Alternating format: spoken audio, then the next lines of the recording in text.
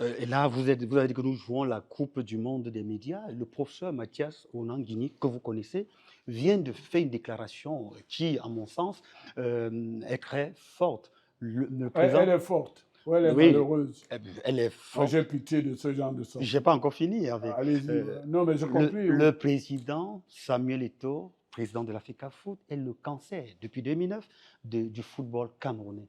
J'aime bien Mathias, mais je crois qu'il a un problème avec le vocabulaire.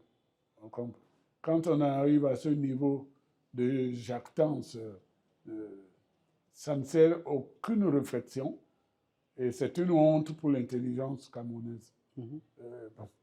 Je ne comprends pas en quoi Samuel Eto'o est un cancer pour le football camerounais, alors qu'il nous a porté la réputation de l'État du Cameroun à des niveaux himalayens. Vous comprenez?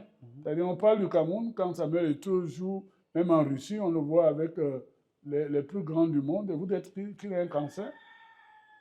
Lui, Mathias Onanguini, que je connais très bien, donc vous m'épargnez, puisque j'ai des liens de famille avec lui, d'accord? Ben, on le connaît à peine en Kondongo seulement. On le connaît aussi tous les dimanches, où il va à la télévision pour bavarder. Est-ce que c'est la place d'université à la télévision?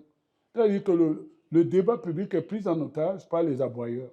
Vous comprenez? Et je crois qu'il y a un niveau qu'il ne faut pas dépasser. Il est aboyeur, Mathias Mais Onanguini. Mathias, dans ce cas, il joue le rôle d'aboyeur. Vous comprenez? Il est apparent à moi comme Samuel est mon neveu. D'accord? Et je vais être dans le détail pour que ce soit clair pour tout le monde.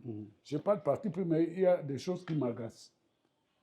Mathias Onanguini a des liens par sa femme maman avec moi, mais plus grave encore, puisque vous ne le savez peut-être pas, je suis le père de sa nièce, c'est-à-dire la fille du professeur Onan Félicité. Moi, nous avons un enfant. Kiara, c'est ma fille.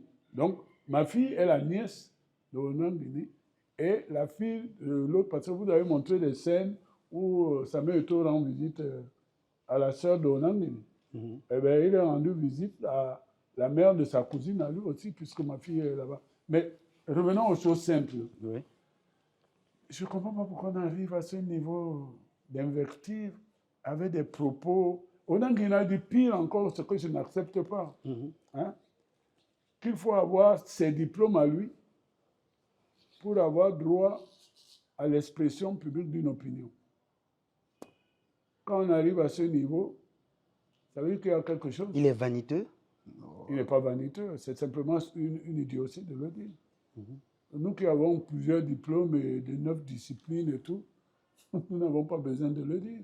Je crois que Dieu, il faut qu'il rentre dans la Bible. Dieu a distribué les talents et chacun doit exprimer son talent pour le bien commun, mais pour lui-même aussi. Si Samuel Eto'o n'a pas choisi d'aller enseigner ou faire des émissions à la télé, Dieu lui a donné le talent d'être le meilleur footballeur camerounais, le plus connu de tous les temps. Je ne suis pas sûr que si on redonnait une vie à Mathias Onanguini, il pourrait jouer même la Ligue des Champions. Je ne suis pas sûr, et c'est un diplôme qui n'est pas tous ses diplômes. Je ne suis pas sûr que si on lui donnait une autre vie, il gagnerait la Coupe du Roi en Espagne. Je ne suis pas sûr qu'il gagnerait 4 titres de Ligue des Champions, dont 3 où il était sur la feuille de match, il jouait.